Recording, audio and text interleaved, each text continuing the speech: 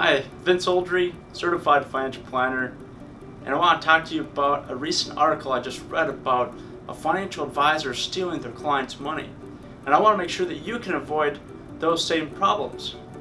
Now, we already know about Bernie Madoff and the issues that he's caused through all the ponzi schemes, but they still exist today, and you really do have to watch out for yourself. So there was a recent article talking about a gentleman in Minnesota that stole about $1 million from his clients over the last 2 years, which is a lot of money. And one of the things that he did is he basically took the money, put it into his own checking account, and he used it. Well, even one scenario, he took $100,000 from a client, turned it around, and went and bought a Maserati, which is a really, really nice car. Now, I want to make sure that you can protect yourself from those same potential problems. And there's some things you can do to make sure you will avoid those issues. The first thing to do is do a broker check, or make sure they are a registered investment advisor or an investment advisor that is registered with the Securities Exchange Commission. And what you can do is you can go to brokercheck.com. And at brokercheck.com you can enter in the person's name or even their firm to make sure they are registered. Another good site to go to is investor.gov.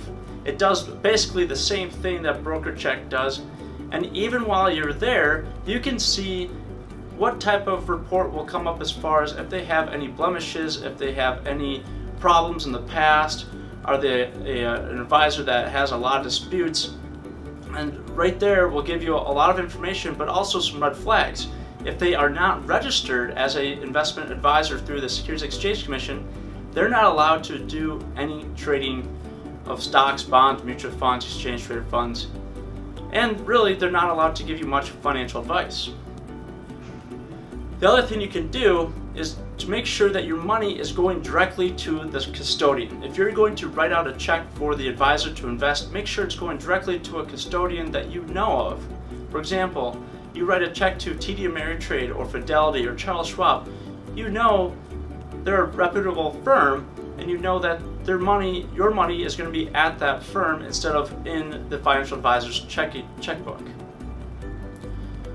The nice thing about Schwab or TD Ameritrade or any big financial institution or custodian is that they can't fake the reports. The financial institution or the custodian essentially is going to send you the reports on your accounts.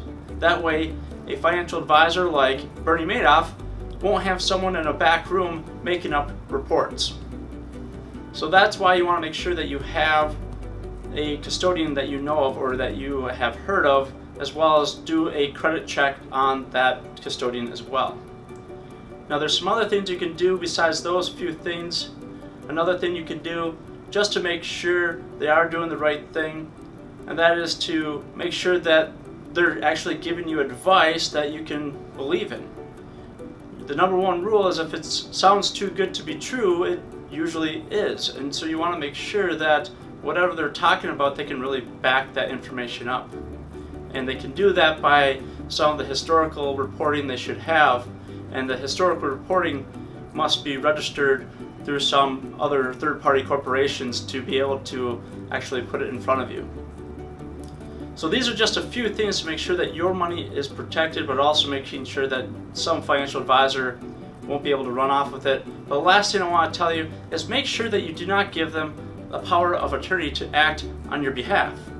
There was a famous football player that recently is suing a financial firm as well as a financial advisor because the financial advisor basically took all the money out of his retirement accounts or his brokerage accounts and used it for himself. So you want to make sure that the advisor has limited control of your accounts. With all those things, I know there's some more things you can look at, but those things are a pretty good way to make sure that you're going to be relatively safe as far as making sure that you're not in a ponzi scheme and you're making sure that your money won't be taken out of your accounts. That way, when you want the money and you need the money is there. As always, I'm open to all types of questions, so if you have any questions, feel free to reach out to us and we'll make sure to answer more questions. And if you want to attend one of our events, make sure to do so by going to our events page on our website and sign up for one of our events. Look forward to seeing you. Until next time, we'll see you then.